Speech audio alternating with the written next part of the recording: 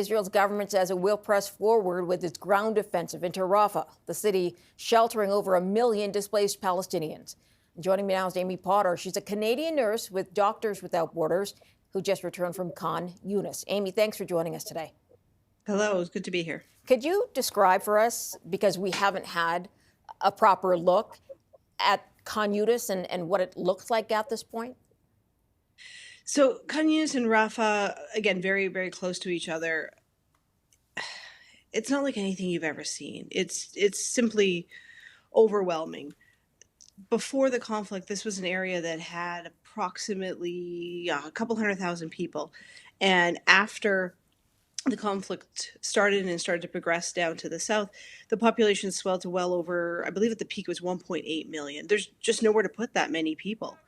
There were people, they're living in every shelter, every place imaginable. The first shelter I saw was actually a wedding hall that now housed over 30 families, and those were the lucky ones that were in shelters. The rest were in tents, and I can see from some of the images that you're showing, these tents are often just pieces of wood with plastic barely scraped together. They don't stand up to the wind. They don't stand up to the rain. The roads are crowded. There's not enough latrines. It's not like anything I've ever seen before. It's unimaginable. Where were you working out of? Was there a medical facility for you to call and use as a base, or were you going sort of community to community? So I worked at a few different hospitals part of the time, one in Rafah and one actually in Darabala a little bit. But most of my time was spent in Rafah, down in the Al Mawasi area, setting up a primary healthcare center. Getting a building or a location to open up is virtually impossible. So we actually opened up initially in the back of box trucks, just to trying to provide any sort of aid that we could. That was down in the south, right near the Egyptian border. And what kind of aid were you able to provide? I imagine you only had supplies that you came in with.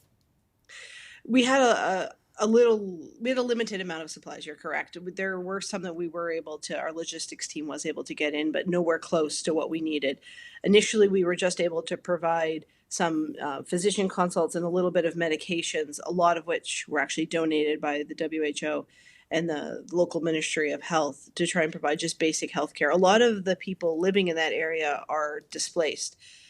They don't have access to healthcare. Things that we take for granted, being able to just get your blood pressure medication or your thyroid medication or your diabetes medication. They don't have them anymore. They haven't had them in months. And so a lot of what we saw were people just desperate for their chronic medications and help. And then we saw a lot of other people who just needed some Tylenol or ibuprofen because of just aching from sleeping on the ground for so long.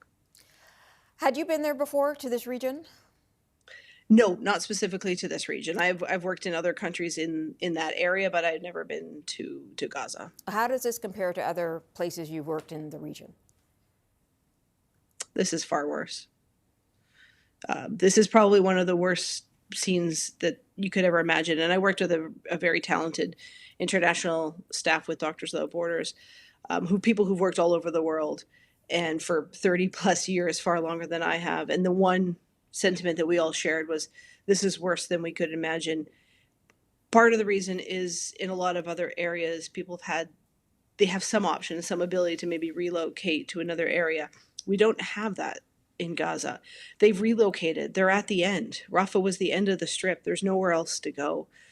The crowding and everything is unbelievable. And sort of the despair. Without a ceasefire, there's nothing. Yeah.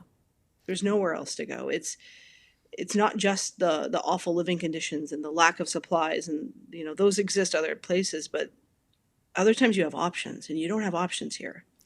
The Israeli military plans to push into Rafah. They say they need to chase Hamas down into Rafah. Yeah. Tell me what that would be like, because you've been on the ground and we've talked about it, but you've been there, so you could probably more accurately describe what that would be like. It's going to be catastrophic. I mean, I share the sentiments of every single humanitarian organization that's been there. There is nowhere for these people to go. They are 100% relying on a ceasefire. I've talked to a couple people who were heading to the middle area. And they actually said, it's not safe here and it's not safe there, but if I'm going to die, I want to die closer to home. There's no hope. There's nowhere to go. They're surrounded on all sides. Moving into Gaza, there's not enough room. There's nowhere. We are operating on a small strip within a small strip and a small strip, and we can't fit any more people. There's nowhere to go. You were there for about a month, I believe. How did you keep going?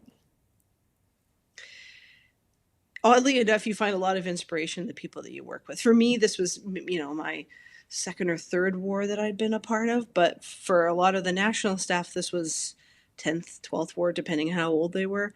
They kept going every single day. I'm sure you heard and you covered that one of our staff houses was struck last week by a bomb, killing some MSF staff members.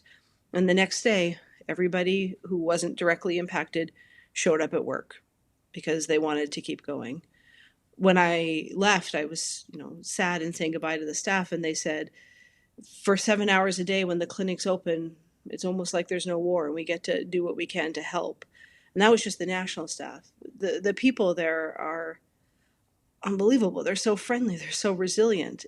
I would go from morning to night, as long as the sun was up, you would see kids flying kites made of garbage, but it would bring them such joy. They would wave and they would be so proud of it. It's